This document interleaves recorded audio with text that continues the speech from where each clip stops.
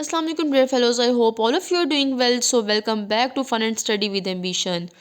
I hope all of you are doing well. So as you knew earlier that we are discussed the few topics of chapter 1. So today our topic is interdisciplinary areas of physics के physics का दूसरी branches के साथ क्या relation है।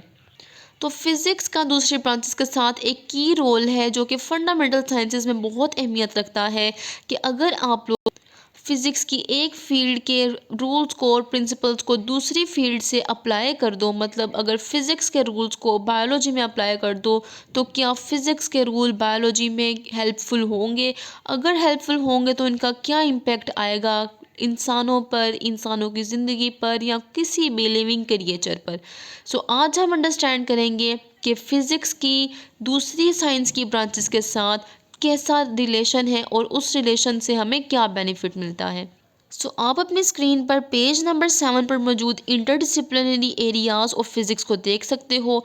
तमाम यहाँ पर दिए गए इंटरडिसिप्लिनरी एरियाज़ में वो सब्जेक्ट्स बताए गए हैं, वो टॉपिक्स बताए गए हैं जिनका फ़िज़िक्स के साथ लिंक है। सो फिज़िक्स के साथ मौजूद यहाँ जितने भी आप अपनी स्क्रीन पर बायोफिज़िक्स, एस्ट्रोफिज़िक्स टाइप्स को देख रहे हो, इनको फ़िज़िक्स की सब फील्ड कहा जाता है। मतलब सब फील्ड्स ऑफ फिज़िक्स में ये तमाम पॉइंट्स आते हैं। सो फर्स्ट सब फील्ड है फ़िज़िक्स की बायोफिज़िक्स। सो बायोफिज़िक्स क्या है कि जिसमें आप ये पढ़ते हो, बायोफिज़िक्स को लाइफ फिज़िक्स भी कहा जाता है। मतलब इंसानों का और फिज़िक्स का क्या ताल्लुक़ है या किसी भी जानदार का और फिज़िक्स का क्या ताल्लुक़ है। तो बायोलॉजी में आप ये अंडरस्टैंड करते हो कि किस तरह से फ़िज़िकल प्रिंसिपल, मतलब फ़िज़िक्स के प्रिंसिपल्स को, फ़िज़िक्स के असूलों को इस्तेमाल किया जाता है ताकि लिविंग सिस्टम को बेहतर किया जा सके।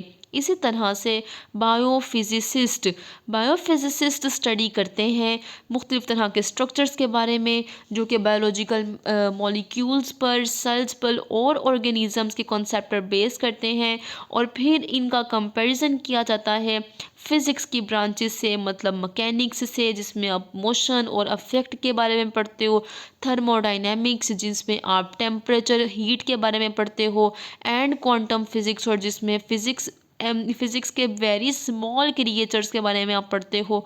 तो बायोफिज़िक्स का क्या रोल है, बायो और फिज़िक्स का आपस में क्या ताल्लुक़ है। तो बायो और फिज़िक्स का आपस में गहरा ताल्लुक़ है।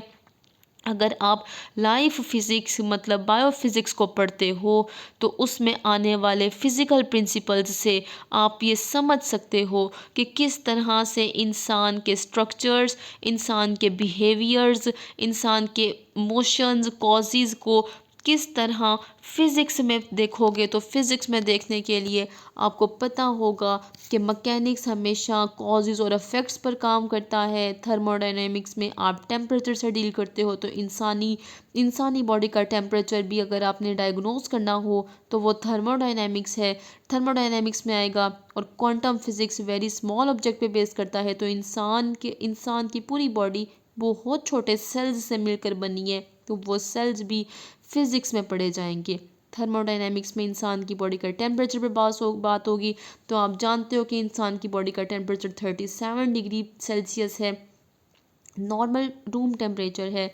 और मैकेनिक्स में मुख्तलिफ़ तरह के कॉजेज़ हैं और इफ़ेक्ट्स हैं कि अगर इंसान की बॉडी का टेम्परेचर बहुत ज़्यादा राइज़ हो तो इंसान की बॉडी पर क्या असर पड़ता है, और अगर बहुत ज़्यादा लो हो तो इंसान की बॉडी पर क्या असर पड़ता है। ये तमाम चीज़ें जानने के लिए आपका बायो और फिज़िक्स में एक लिंक बन जाता है। तो ये था एक सब फील्ड फिज़िक्स की जो आपने पढ़ ली। सो सेकंड है आपके सामने एस्ट्रोनॉमी की डेफिनेशन को समझने से पहले मैं आपको बता देती हूँ कि एस्ट्रोनॉमी एक प्योर साइंसेस का सब्जेक्ट है जो कि डील करता है सितारों के इल्म के साथ। तो एस्ट्रोनॉमी एक बहुत लार्ज ऑब्जेक्ट्स के साथ डील करता है। लार्ज ऑब्जेक्ट्स में आप मुख्तलिफ़ तरह के गैलेक्सीज, स्टार्स, प्लैनेट, उनके बिहेवियर, उनकी प्रॉपर्टीज़ के बारे में पढ़ते हो कि किस तरह से एस्ट्रोनॉमर्स जो कि सितारों का इल्म रखते हैं वो किस तरह से कौन से उसूल इस्तेमाल करते हैं फ़िज़िक्स के ताकि वो इनके बिहेवियर्स को समझ सकें। Astronomy basically study of stars है लेकिन अगर आप स्टडी ऑफ स्टार्स को फर्दर पढ़ना चाहते हो, उनके बिहेवियर्स को, उनके प्रॉपर्टीज़ को समझना चाहते हो, तो फ़िज़िक्स के मुख्तलिफ फ़िज़िकल लॉज अप्लाई होते हैं, जिसकी वजह से एस्ट्रोनॉमर एस्ट्रोनॉमी से मुतलिक इंफॉर्मेशन कलेक्ट करते हैं। सो डियर फेलोज़, नेक्स्ट आपके पास पॉइंट है एस्ट्रोफिज़िक्स। तो एस्ट्रोनॉमी में और एस्ट्रोफिज़िक्स में क्या डिफरेंस है?